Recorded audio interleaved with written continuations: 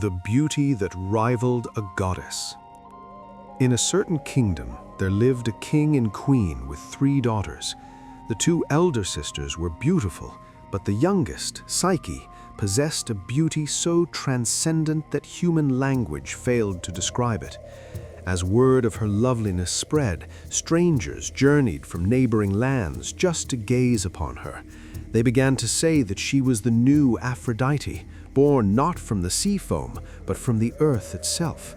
Temples of the true goddess of love fell into ruin, their altars cold and neglected as the people scattered flowers before the mortal princess instead. This blasphemy did not go unnoticed. Aphrodite, the Olympian goddess of love and beauty, looked down from the heavens with burning indignation. She could not tolerate a mortal usurper. Consumed by jealousy, she called upon her son, Eros, known to the Romans as Cupid. Eros was the winged god of desire, armed with arrows that could make anyone fall in love with the first thing they saw. Aphrodite commanded him to descend to earth and make Psyche fall madly in love with the most vile, hideous beast imaginable, to humble her pride forever. Eros obeyed his mother and flew down to the sleeping princess, but as he prepared to scratch her with his arrow, he looked upon her face. Her beauty was so startling that the god of love himself was shaken. In his confusion, he accidentally pricked his own finger with one of his arrows. Instantly, the hunter became the victim. Eros fell irrevocably in love with Psyche. He defied his mother's orders and flew away, leaving Psyche untouched by the curse, but marked by destiny.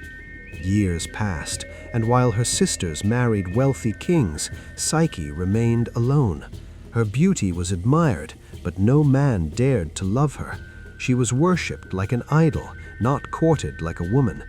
Desperate, her father consulted the oracle of Delphi. The oracle gave a terrifying prophecy. Psyche was destined not for a mortal man, but for a winged serpent, a monster feared even by the gods. The king was ordered to leave her on a rocky crag of a mountain to await her terrible husband. Weeping, the king and queen dressed their daughter in funeral robes and abandoned her on the desolate peak. Psyche waited for death in the darkness, but instead of a monster, Zephyr, the gentle west wind, lifted her up. He carried her softly through the air and deposited her in a lush meadow filled with flowers right before the gates of a magnificent golden palace. The invisible husband and the betrayal. Psyche entered the palace and found it empty of people, yet filled with treasures. Voices without bodies spoke to her, serving her every need. Invisible hands poured her wine and played sweet music. That night, in the darkness of her bedroom, her husband came to her. He was not a monster. His skin was soft, his presence gentle. He told her he would be a loving husband and grant her every desire, but he had one absolute rule: she must never attempt to see his face. He came only in the dark and left before dawn. "If you see me," he warned, "you will lose me forever." For a time, Psyche was happy. She lived in luxury and was loved deeply by her mysterious husband. But eventually, loneliness crept in. She begged her husband to allow her sisters to visit. Reluctantly, he agreed, but warned her their influence would bring ruin. When the sisters arrived and saw Psyche's wealth, the gold, the jewels, the invisible servants, they were consumed by envy. They planted seeds of doubt in Psyche's mind. He won't show his face because he is the serpent the oracle spoke of. He is fatting you up to devour you. You must kill him before he kills you. Terrified and confused, Psyche listened. That night, after her husband had fallen asleep, she hid a sharp knife and a lamp by the bedside. Shaking with fear, she lit the lamp and held it over him, prepared to strike the beast.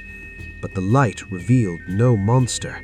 Sleeping before her was the most beautiful being in the universe, the god of love himself, with golden ringlets and snowy wings folded upon his shoulders. Ashamed of her lack of faith, she fell to her knees, but her hand trembled, and a single drop of scalding hot oil from the lamp fell on the god's bare shoulder. Eros awoke with a cry of pain. Seeing the knife and the lamp, he knew instantly that she had betrayed his only command. With a look of profound sorrow, he spread his wings and flew out into the night. Psyche grabbed his leg, trying to hold him back, but she fell to the earth. From the sky, Eros spoke his final words, "Love cannot live where there is no trust." Then he was gone. The impossible tasks and the apotheosis. Psyche was devastated, but she did not give up. She wandered the earth searching for her lost love, eventually realizing that her only hope lay in confronting his mother, Aphrodite.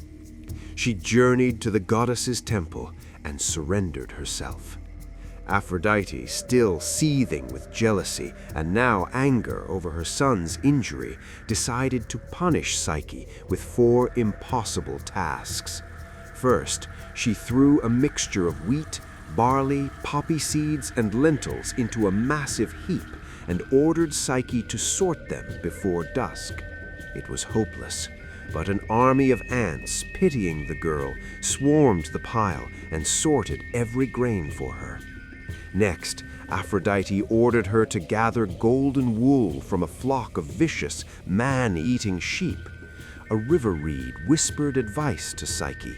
Wait until the heat of the midday sun made the sheep sleep, then gather the wool caught on the briars. She succeeded again.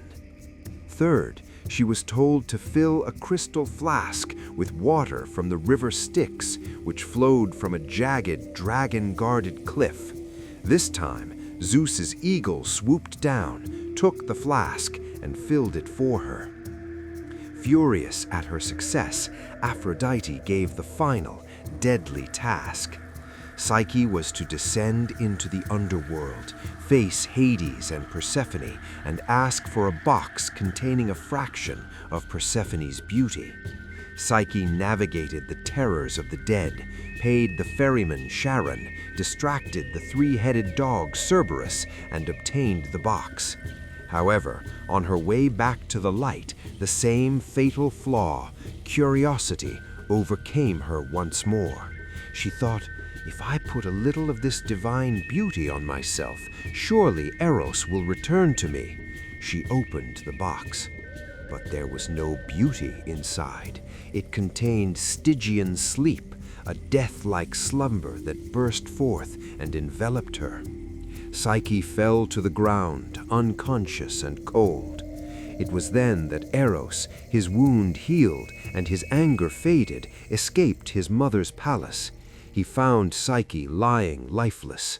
He gently wiped the sleep from her eyes and returned it to the box, then pricked her with his arrow to wake her.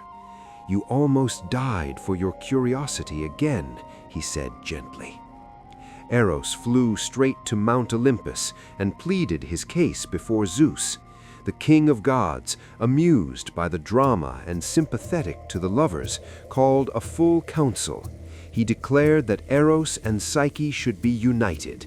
To settle Aphrodite's grievance about a goddess having a mortal daughter-in-law, Zeus offered Psyche a cup of ambrosia.